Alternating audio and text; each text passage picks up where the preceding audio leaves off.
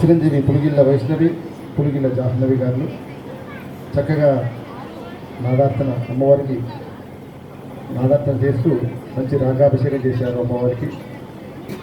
వారికి రవిపై టి చిన్నకృష్ణ గారు, మధుకంపై శ్రీ కుమారి ఓణి విజయలక్ష్మి గారు చక్కటి సహకారం అందించారు. ఇంకొక కీర్తనతో వారి కచేరీ పూర్తి చేస్తుందిగా కోరుతున్నాం.